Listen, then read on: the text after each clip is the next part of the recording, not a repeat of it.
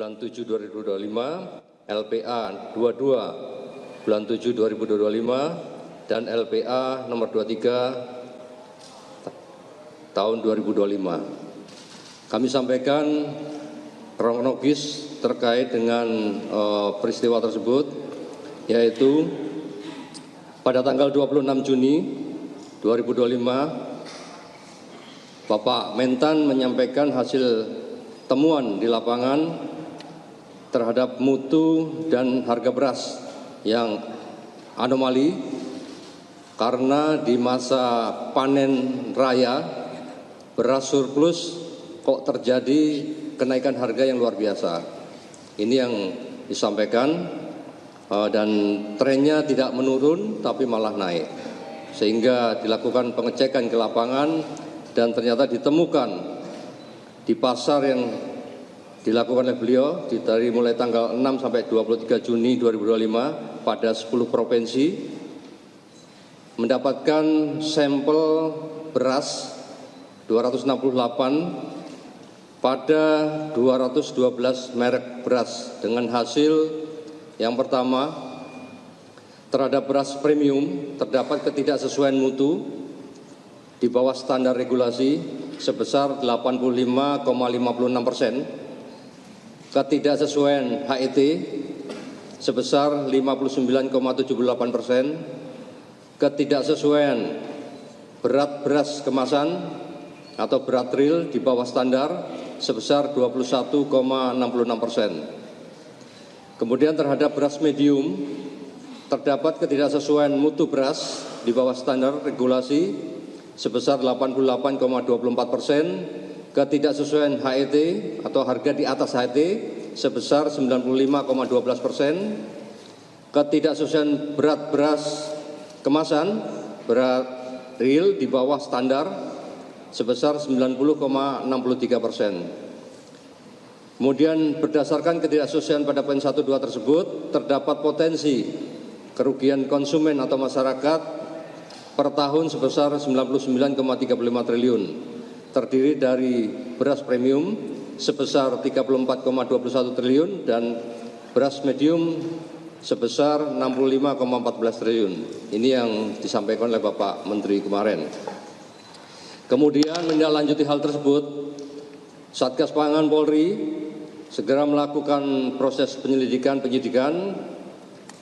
dengan membuat laporan informasi dulu. Dengan melakukan penyelidikan terhadap 212 merek tersebut, kita lakukan penelusuran bekerja sama dengan kementerian terkait, mendapatkan data sampai dengan hari ini ditemukan ada 52 PT sebagai produsen beras premium dan 15 PT sebagai produsen beras medium. Dari temuan tersebut, Satgas Pangan Polri telah menindaklanjuti dengan melakukan penyelidikan yang meliputi pengecekan ke lapangan baik kepada pasar tradisional maupun pasar modern untuk pengambilan sampel beras premium maupun medium. Kemudian kita melakukan pengecekan atas sampel tersebut ke laboratorium, yaitu Laboratorium Penguji Balai Besar Pengujian Standar Instrumen Pasca Panen Pertanian. Namun sampai dengan hari ini kita baru mendapatkan 9 merek dan 5 merek yang sudah ada hasilnya, yaitu beras premium yang tidak memenuhi standar mutu. Sehingga kita lanjutkan untuk membuat laporan polisi tersebut dan melakukan proses penegakan hukum lain terhadap produsen maupun hasil daripada temuan yang telah disampaikan oleh ahli dari laboratorium. Selain itu juga Polri Satgas Pangan melakukan kegiatan pemeriksaan kepada para saksi, pemeriksaan terhadap ahli untuk menjelaskan hasil lab tersebut dan ahli perlindungan konsumen. Dari hasil penyidikan sementara ditemukan tidak produsen atas 5 merek tersebut, yaitu merek beras premium. Kemudian penyidik melakukan upaya paksa, yaitu berupa penggeledahan, melakukan penyegelan atau status quo, serta penyitaan di TKP, tempat produksi, gudang, retail maupun kantor terkait barang bukti yang diperlukan untuk kepentingan penyidikan. Untuk lokasi atau TKP yang kita lakukan penggeledahan untuk pencarian dokumen, yaitu di kantor dan gudang PT FS di Jakarta Timur, gudang PT FS di Subang, Provinsi Jawa Barat, kantor dan gudang PT PIM di Serang dan di Provinsi Banten, serta pasar beras Induk Cipinang, Jakarta Timur. Dari hasil penyelidikan tersebut, penyidik mendapatkan fakta bahwa modus operandi yang dilakukan oleh para pelaku usaha yaitu melakukan produksi beras premium dengan merek yang tidak sesuai standar mutu yang tertera pada label kemasan yang terpampang di kemasan tersebut. Menggunakan mesin produksi baik modern maupun tradisional, artinya dengan teknologi yang modern maupun manual. Ini yang kita temukan. Kemudian melakukan pemeriksaan terhadap 3 produsen dengan rincian yaitu PT PIM merek Sanai, PT FS merek Setra Ramos Merah, Setra Ramos Biru, dan Setra Pulen, serta toko SY dengan merek Jelita maupun Anak Kembar. Berdasarkan hasil penyelidikan telah ditemukan adanya dugaan peristiwa pidana, sehingga dari hasil gelar perkara kita, status penyelidikan kita tingkatkan menjadi penyidikan. Selanjutnya penyidik melakukan tindakan upaya paksa, yaitu pemeriksaan terhadap saksi sebanyak 14 orang, pemeriksaan terhadap ahli analisa beras Kementan, ahli perlindungan konsumen, penggeledahan dan penyitaan terhadap barang bukti bersama dengan tim Puslap Polri untuk mencari jejak digital, serta petugas pengambil contoh PPC Kementerian Pertanian RI dan di 4 lokasi TKP tersebut di atas.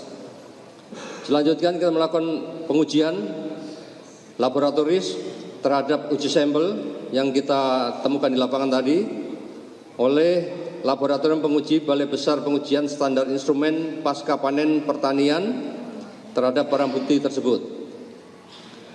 Sampai dengan pagi hari ini, barang bukti yang sudah kita sita yaitu beras total 201 ton dengan rincian kemasan 5 kg berbagai merek beras premium sebanyak 39.036 piece, kemasan 2,5 kg berbagai merek beras premium sebanyak 2.304 piece.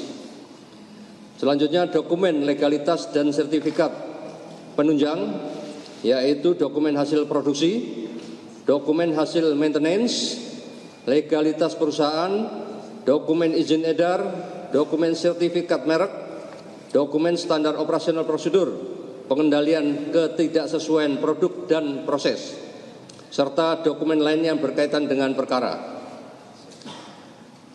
Hasil uji lab juga bagian daripada barang bukti yang kita sudah dapatkan, yaitu hasil lab dari Kementerian Pertanian terhadap 5 merek sampel beras premium, yaitu Sania, Setra Ramos Biru, Setra Ramos Merah, Setra Pulen, dan Jelita, serta Anak Kembar. Dari hasil penyidikan kita, untuk sementara pasal yang kita persangkakan terhadap perkara tersebut yaitu tindak pidana perlindungan konsumen dan atau pencucian uang dengan cara memperdakan produk beras yang tidak sesuai dengan standar mutu pada label kemasan, sebagaimana dimaksud pada pasal 62 junto pasal 8 ayat 1 huruf A dan F Undang-Undang Nomor 8 Tahun 99 tentang Perlindungan Konsumen, yang berbunyi tidak sesuai dengan janji yang dinyatakan dengan label, etiket, keterangan, iklan atau promosi, penjualan barang atau jasa tersebut, dan atau pasal 3, pasal 4, pasal 5 Undang-Undang Nomor 8 2010 tentang pencegahan dan pemberantasan tindak pidana pencucian uang. Ancaman hukuman pasal 62 Undang-Undang Perlindungan Konsumen yaitu pidana penjara 5 tahun maksimal dan denda maksimal 2 miliar. Untuk ancaman hukuman Undang-Undang Tindak Pidana Pencucian Uang yaitu pidana penjara 20 tahun dan denda 10 miliar. Rencana tindak lanjut dari Satgas Pangan selaku penyidik yaitu melakukan pemeriksaan saksi-saksi dari pihak korporasi, dalam hal ini produsen beras yang memproduksi merek tersebut tidak sesuai dengan standar mutu, melakukan gelar perkara untuk penetapan tersangka, mengembangkan perkara terhadap dugaan adanya merek-merek lain yang juga tidak sesuai dengan standar mutu dan takaran. Selanjutnya melakukan tracing aset atas hasil kejahatan tindak pidana asal yang tadi kami sampaikan. Polri, khususnya Ditpideksus Barreskrim Polri melalui Satgas Pangan Polri akan terus melakukan upaya penyelidikan dan penyidikan terhadap tindak pidana di bidang pangan, khususnya terkait peredaran beras maupun komoditas lain yang tidak sesuai dengan mutu. Langkah ini merupakan tindak lanjut arahan Bapak Presiden Republik Indonesia, Bapak Jenderal TNI Purnawirawan Prabowo Subianto, untuk melindungi hak konsumen dan menjaga stabilitas pangan nasional. Kami juga menghimbau kepada seluruh masyarakat agar lebih cermat dalam membeli beras, pastikan produk memiliki label yang jelas, memenuhi standar nasional Indonesia dan sesuai dengan berat bersih serta yang tertera pada kemasan. Dan kepada pelaku usaha, kami tegaskan untuk tidak melakukan praktek-praktek curang yang merugikan konsumen dan melanggar ketentuan yang berlaku. Kami tidak akan segan-segan menindak dengan tegas terhadap penyimpangan yang dilakukan oleh para pelaku usaha. Kami berharap upaya penegakan hukum ini dapat memberikan efek jerah bagi para pelaku dan dapat mencegah terulangnya kejahatan tersebut di masa mendatang. Mari kita sama-sama wujudkan ekosistem pangan yang sehat, adil, transparan menuju Indonesia Emas 2025. Sekian yang bisa kami sampaikan, waktu kami kembalikan Bapak Karpenas.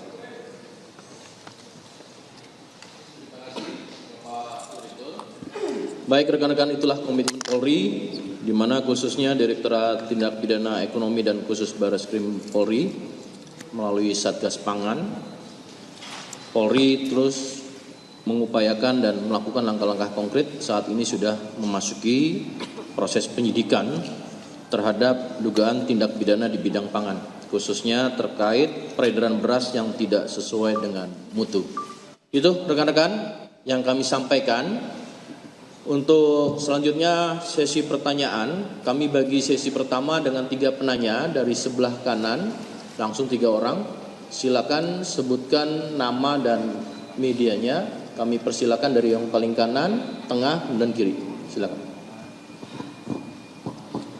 Selamat pagi, Bapak-Bapak.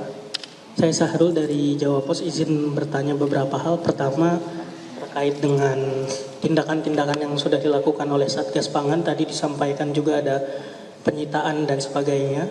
Jumlahnya juga luar biasa besar.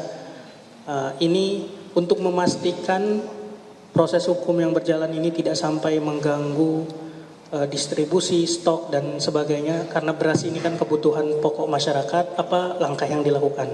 Pertama itu. Yang kedua, terkait dengan merek-merek ini yang memang sudah ditemukan ada pelanggaran, apakah sudah ditarik peredarannya dari retail? Karena kita memang sering lihat juga kan merek-merek ini di pasaran. Itu yang kedua. Yang ketiga, terkait dengan nanti kalau sudah ditetapkan tersangka, ini kira-kira perorangan atau memang korporasi yang nanti disasar oleh rekan-rekan dari Satgas Pangan? Terima kasih Bapak. Terima kasih untuk Mas Arul dari Jawa Pos. 3 penanya kami, 1 pertanyaan dengan 3 pertanyaan. Nanti kita satu dulu supaya kita bisa fokus pada pokok persoalan dan jawaban dari kami. Persilakan dari itu. Terima kasih. Langkah Satgas Pangan untuk menjaga ketersediaan stok pangan kita, karena Satgas Pangan ini bertindak ultimum remedium. Ya, artinya distribusi tetap berjalan dengan baik, tidak mengganggu stok yang ada di pasaran, yaitu kita sudah mengumpulkan para produsen ya yang sudah kami lakukan pemeriksaan dengan memerintahkan mereka melakukan penjualan atas produk tersebut disesuaikan dengan komposisi yang benar. Artinya apa? Menurunkan harga. Turunkan harga sesuai HET atau di bawah HET sesuai dengan komposisi yang benar. Kalau ini pecahannya misalnya 15%, ini harganya memang harusnya hanya misalnya 13.000 atau 12.000, ya jual 12.000. Jangan harga komposisi ini hanya 12.000, dia jual 16.000. Seperti yang dilakukan mereka saat ini. Ya, kita minta turunkan harga sesuai dengan isi komposisi. Dan itu sudah dilakukan, mereka ada yang sudah bersuat, ada yang sudah mungkin menyampaikan melalui media. Untuk masyarakat harganya harus disesuaikan dengan komposisi yang ada. Sehingga stok tidak terganggu, ya, penanganan perkara kita ambil penyisian barang bukti untuk kita sita untuk proses penyidikan. Jadi barang tidak akan ada masalah. Ini menyambung dengan yang pertanyaan kedua ya. Bukan ditarik tapi didistribusi tetap dijual, hanya harga minta diturunkan sesuai dengan isi komposisi tersebut. Kemudian terkait masalah nanti tersangka bisa perorangan dan bisa korporasi. Kenapa demikian? Karena profitnya otomatis perusahaan yang akan menikmati. Ya, pelakunya pihak-pihak atau orang-orang yang mungkin ditunjuk untuk melakukan itu. Karena seperti kami sampaikan tadi, alat yang digunakan itu adalah alat yang punya teknologi modern maupun manual. Dari perkara yang kita tangani ini, yang teknologinya modern memang by setting. Beras ini saya bikin pecahan 15, tinggal pencet 1, 5. Artinya niat jahatnya sudah di situ, mensreanya. Ya, jadi tidak ada harus, wah saya nggak ngerti, tidak ada. Karena apa yang dia tekan, ya itu akan jadi masuk jadi isi kemasan itu. Dan yang manual, yang tradisional, mereka sudah pesan packing plastik sesuai dengan komposisi yang dia inginkan, ditulis premium. Isinya komposisi seperti ini. Dia dari awal sudah niatnya seperti itu. Sementara beras yang dimasukkan, beras yang tidak ada standarnya. Jadi dia menampung dari manapun, diterima, langsung dimasukkan ke dalam kemasan, dia label, selesai, dia jual. Jadi tidak pernah diperiksa komposisinya seperti apa, tidak pernah. Artinya memang sudah niatnya mengemas, minta harganya harga premium. Seperti itu. Ya, silakan yang lain. Iya, perkenalkan saya Taufik dari CNN. Mau bertanya, tadi menyambung yang tadi sih sebenarnya.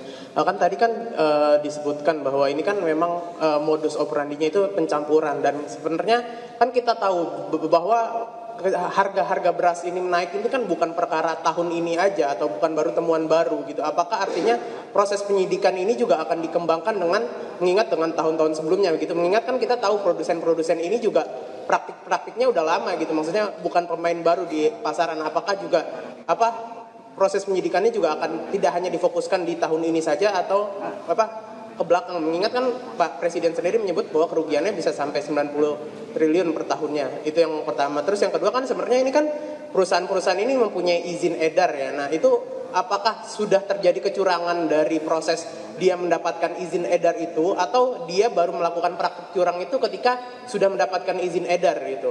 Itu aja sih. Dua pertanyaan lanjut, langsung dijawab Pak Direktur dulu.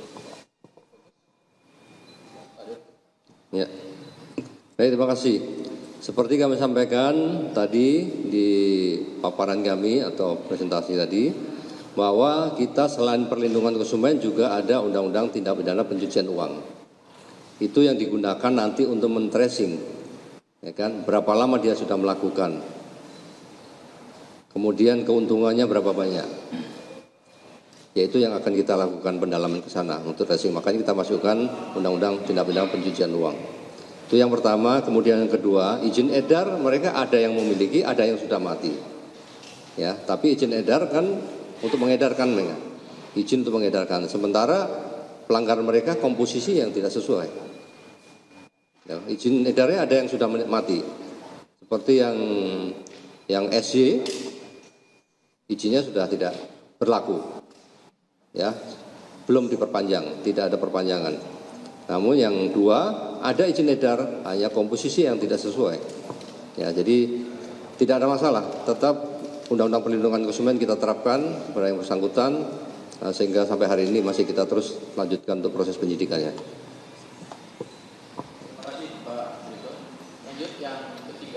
Selamat siang Bapak, saya Teddy dari CNN Indonesia TV. Ini menarik juga untuk saya tanyakan karena ini juga informasi ini beredar luas di masyarakat. Kalau melihat beras-beras yang dipajang di depan sini yang kita bisa saksikan, ini adalah merek-merek yang gampang ditemui di minimarket yang ada di dekat-dekat perumahan. Bahkan ada merek minimarket beras juga tertulis di situ dengan inisial A. Kemudian saya juga pernah lihat di minimarket yang inisialnya I. Apakah kemudian minimarket ini juga dimintai keterangannya karena menjual produk palsu? Terus indikasi bahwa beras-beras palsu ini juga sudah mulai masuk minimarket ini, apakah sudah ada informasinya Pak? Terima kasih. Ya, 2 pertanyaan, silakan Pak Direktur. Baik, terima kasih. Terkait dengan minimarket itu retail yang dititipin, ya. Secara mensrea belum kita dapatkan. Ya, mensrea niat jahatnya dia, kecuali nanti kita temukan di proses penyidikan selanjutnya kalau memang dia tahu bahwa itu dilakukan secara ada kesepakatan mereka, itu lain masalah ya. Tapi sampai dengan saat ini kita belum menemukan niat jahat dari retail modern yang dititipi, ya. Bahkan kemarin kami sudah melihat ada surat dari retail, ya, kepada produsen yang menitipkan ke retail modern bahwa barang yang dititipkan ini tanggung jawab produsen, menyatakan bahwa beras yang dijual ini sudah sesuai dengan ketentuan,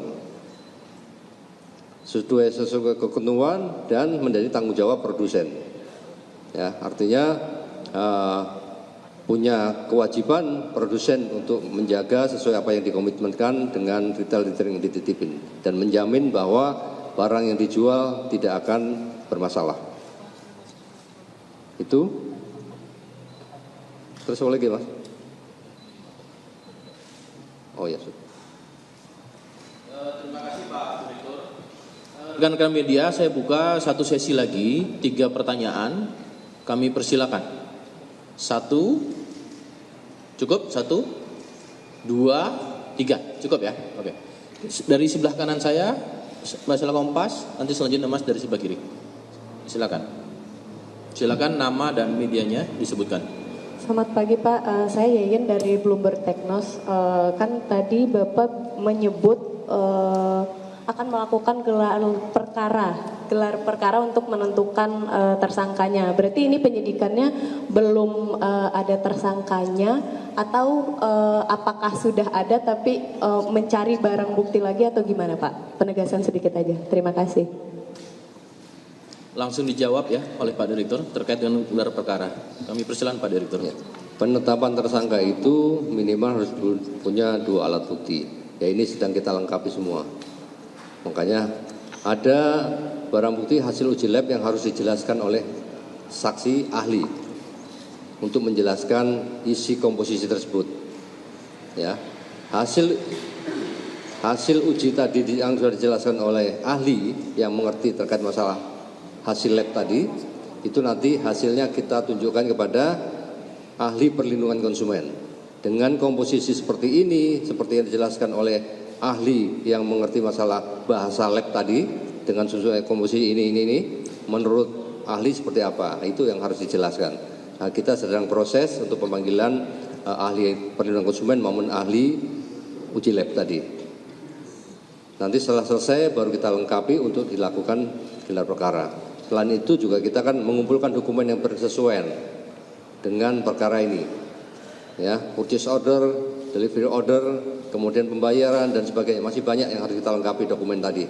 Kita klarifikasi dulu, kemudian kita matchkan dengan fakta yang ada di lapangan. Cukup ya, Mbak. Baik. Silakan selanjutnya, Mbak Sheila Kompas.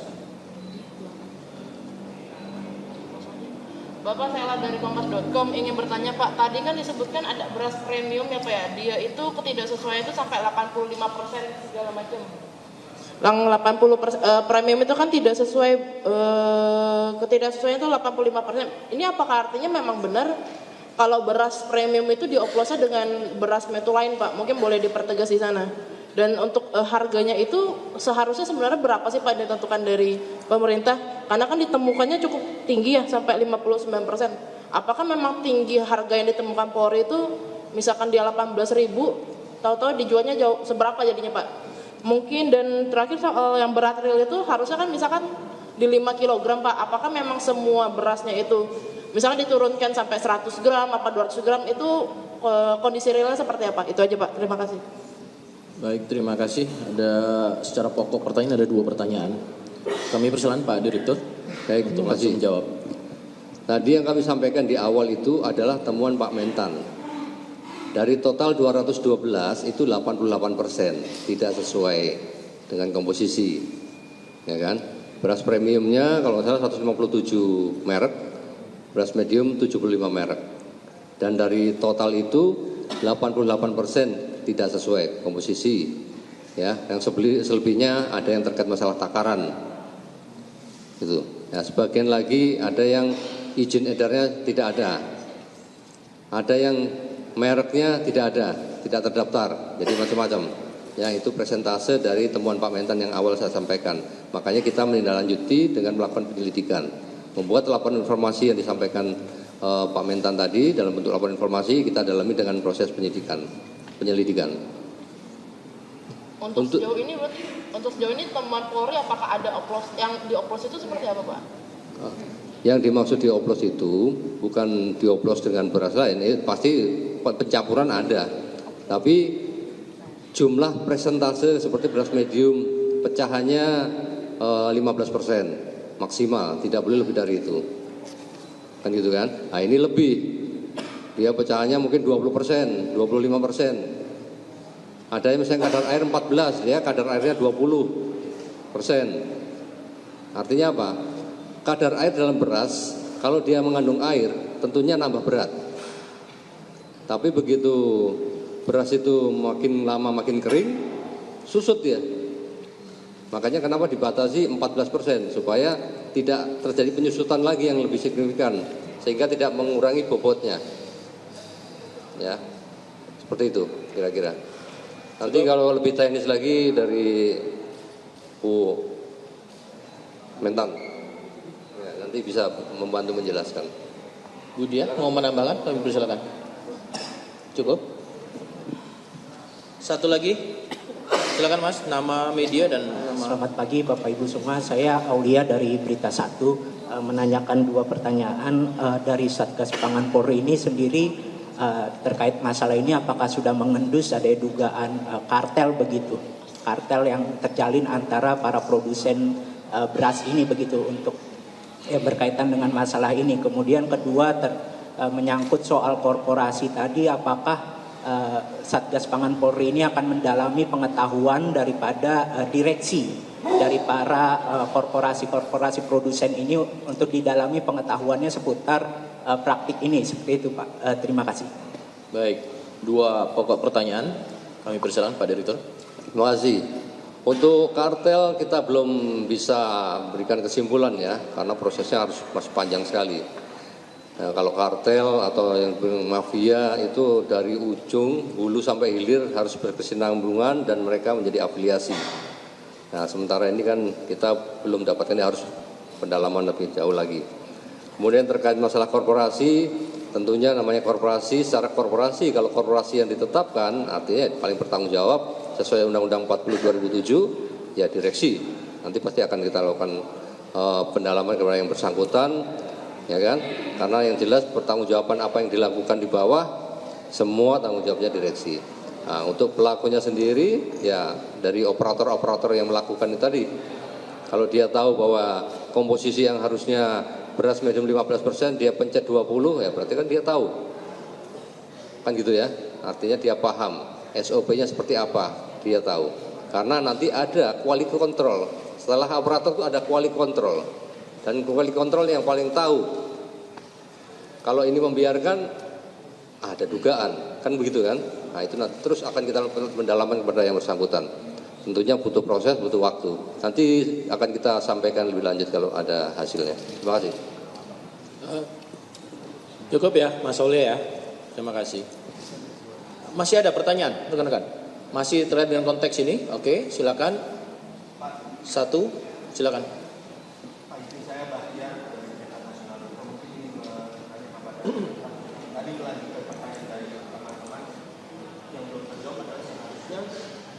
Beras ini itu harganya kalau dengan yang di pack sekarang ini kan diklaimnya kan premium.